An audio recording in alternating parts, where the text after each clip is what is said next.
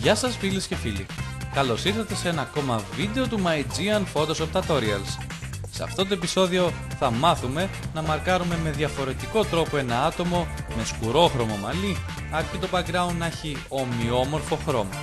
Πάμε λοιπόν!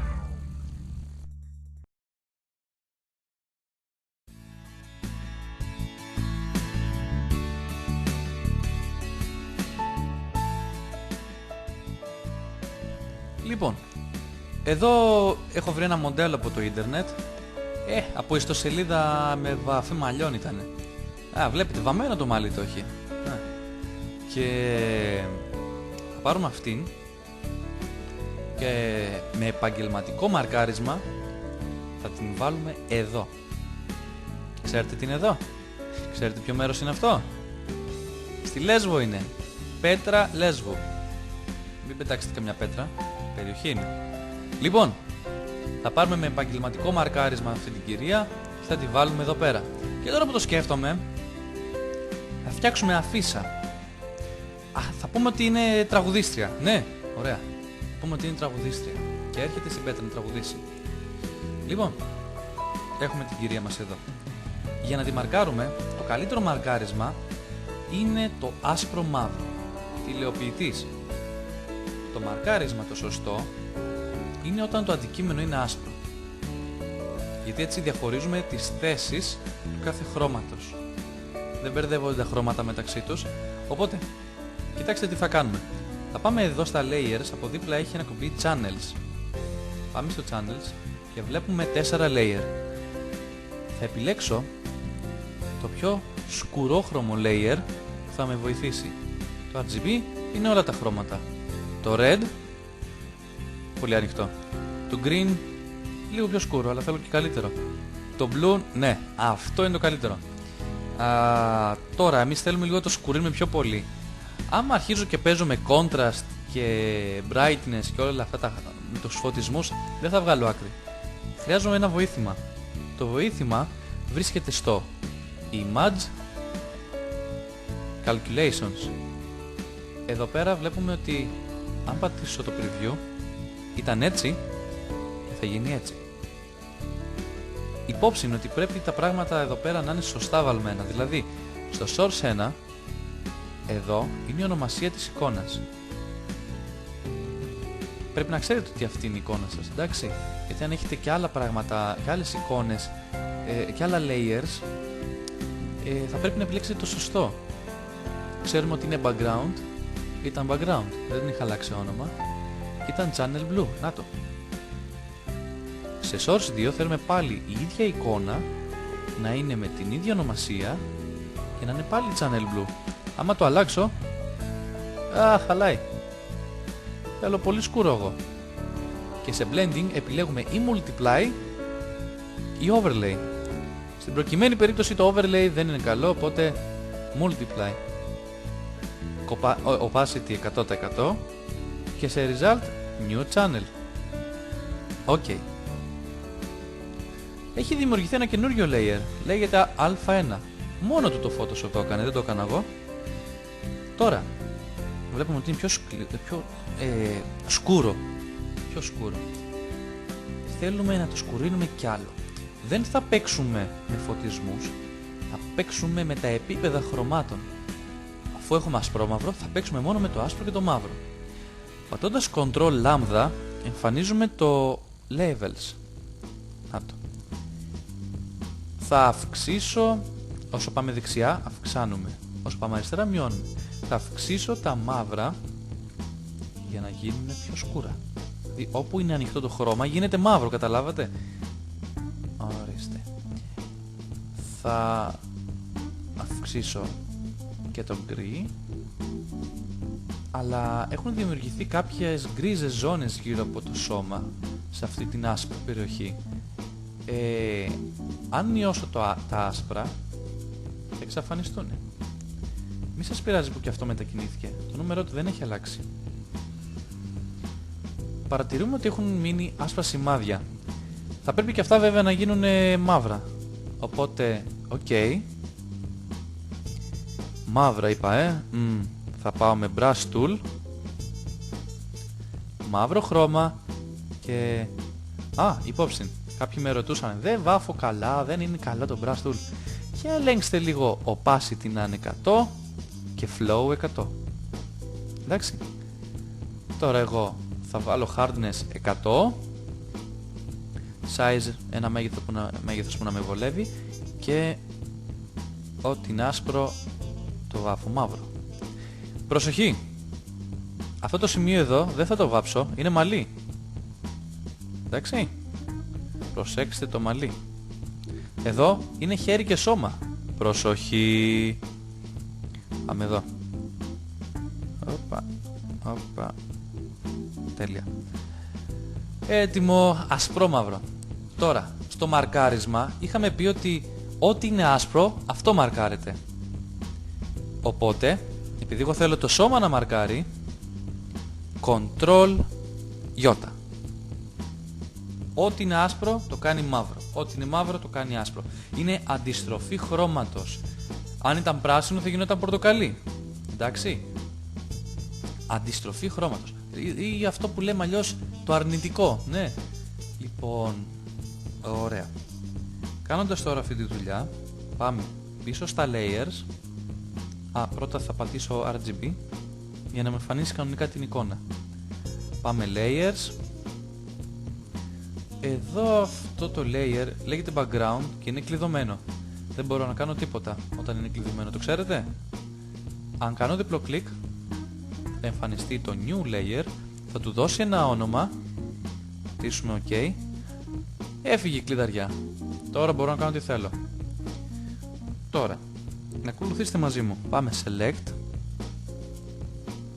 load selection. Λέτε τώρα εσείς, πού πάει αυτός, τι κάνει εκεί, γιατί? Εγώ τώρα θα πάρω και θα μαρκάρω αυτό το σώμα με τη βοήθεια του α1 που ήμουν πριν στα channel, το ασπρόμαυρο. New selection έτοιμο. Ok. Ορίστε. Βλέπουμε το μαρκάρισμα. Ωραίο μαρκάρισμα. Ωραίο. Πήρε δηλαδή την άσπρη περιοχή που είχαμε πριν, εκεί στο α1, και την πραγματοποίησε. Όμως υπάρχει ένα πρόβλημα. Θα ζουμάρω στο μαλλί για να το δείτε. Το οποίο είναι ανέμελο. Εδώ, σε αυτήν εδώ την περιοχή για παράδειγμα, κοιτάξτε, υπάρχουν γκρι σημεία τα οποία δεν μπόρεσε το Photoshop να τα μαρκάρει. Είναι μαλλιά όμως και πρέπει να μπουνε. Ή εδώ για παράδειγμα. Εντάξει, τώρα λέτε σιγά, δεν πειράζει, λίγο μαλλί από εδώ, λίγο από εκεί. Θα καταστρέψει όμως στην εικόνα σας, γιατί θα φαίνονται pixels, τετραγωνάκια. Τι θα κάνουμε? Θα σας θυμίσω κάτι παλιό. Κάτι από το ακριβώς προηγούμενο βίντεο. Θα πάω εδώ πέρα σε αυτό το εικονίδιο, θα κάνω κλικ μόνο και μόνο για να εμφανίσω Refine Edge. Ναι, καλά θυμάστε. Το Refine Edge. Τι είναι αυτό? Yes, λέω. Yeah. Ναι. Λοιπόν, εννοείται ότι στο View θα έχουμε On Black για να μπορούμε να ξεχωρίζουμε το μαλλί και τα άσπρα σημεία. Ωραία. Smart Radius όπως θυμάστε. Εδώ ό,τι σας βολεύει, 23,2 θα βάλω εγώ εδώ πέρα. Decontaminate Colors θα αυξήσω. Καλό είναι το 71. Shift Edge θα μειώσω στο -20. Καλό είναι. Και ελέγχουμε στο output του New Layer with Layer Mask. Ok. Ωραίο. Πριν θα χρησιμοποιούσα τη βούρτσα, θυμάστε, ανάμεσα από τα μαλλιά και όλα αυτά. Δεν χρειάζεται εδώ πέρα. Άμα θέλετε βέβαια κάντε το. Απλά, εντάξει, δεν χρειάζεται και τόσο πολύ. Λοιπόν, τώρα, βλέποντας εδώ πέρα στα layers, έχει δημιουργήσει αυτό εδώ το ασπρόμαυρο. Αυτό λέγεται mask. Σημαίνει ότι όπου είναι άσπρο, αυτό θα εμφανίζει. Πατώντας Ctrl και κάνοντας κλικ σε αυτή την εικόνα την ασπρόμαυρη, παρατηρούμε ότι έχει μαρκάρει αυτό το πράγμα εδώ πέρα, γύρω γύρω. Δηλαδή κάνοντας control και πατώντας control και κάνοντας κλικ πάνω σε κάποιο layer θα μαρκάρει το αντικείμενο που βλέπει άσπρο στη μάσκα. Εμείς θέλουμε να σβήσουμε το background της κοπέλας, γιατί όταν θα το μεταφέρω στο ιδηλιακό τοπίο που είναι η πέτρα της Λέσβου εμφανίζεται το άσπρο και δεν θέλουμε άσπρο, οπότε Ctrl Shift J και έχει μαρκάρει το πίσω μέρος της κοπέλας. Θα πατήσω Delete και όπως παρατηρούμε εδώ πέρα το αυθεντικό έχει άσπρο background ενώ το καινούριο layer δεν έχει καθόλου background. Ctrl D για ξεμαρκάρισμα. Για όσους δεν λειτουργεί το Ctrl D μπορείτε να πάτε Select, Deselect. Όπως βλέπετε Ctrl D λέει και εδώ. Τώρα ας πάρουμε αυτή την κυρία εδώ πέρα, να τη μεταφέρουμε. Αυτό το βελάκι θα χρησιμοποιήσουμε. Παλάκες. Λίγο μεγάλη. Με πατημένο το Shift για να μην χαλάσω τις αναλογίες θα το μειώσω. Λοιπόν, αφού θα κάνω αφίσα θα την έχω κάπως έτσι, ξέρω εγώ. Καλή. Λοιπόν, εδώ καλά είναι. Εδώ είναι κομμένο το χέρι. Θα κάνω δεξί κλικ στην εικόνα, flip horizontal. Ωραία. Πάμε τα βελάκια δεξιά. Ωραία. Έτοιμη. Πατάω τικ. Να την κυρία. Εδώ έτοιμη. Κοιτάξτε τώρα τι θα κάνουμε. Όταν κάνεις μια φύσα θες να είναι super wow. Οπότε εγώ θα κάνω κλικ στο mask tool, το οποίο αν θυμάστε παλιότερα βίντεο μάρκαρε όπου είναι κόκκινο, και για να γίνει κάποιο κόκκινο πρέπει πρώτα να μαρκαριστεί σε μαύρο. Τι είπα τώρα, Θα πάρω το gradient tool. Ωραία. Θα επιλέξω το δεύτερο. Θα ελέγξω να είναι ασπρόμαυρο. Ωραία.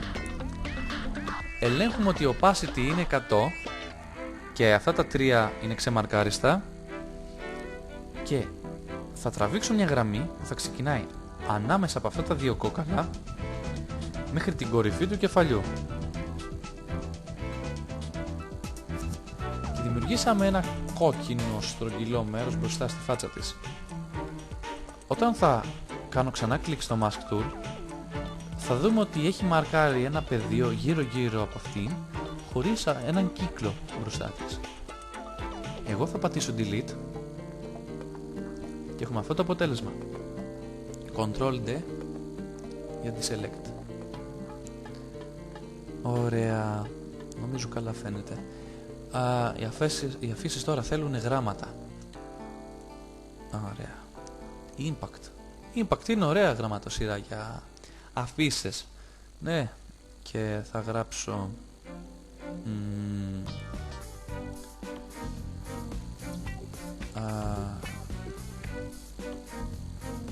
σήμερα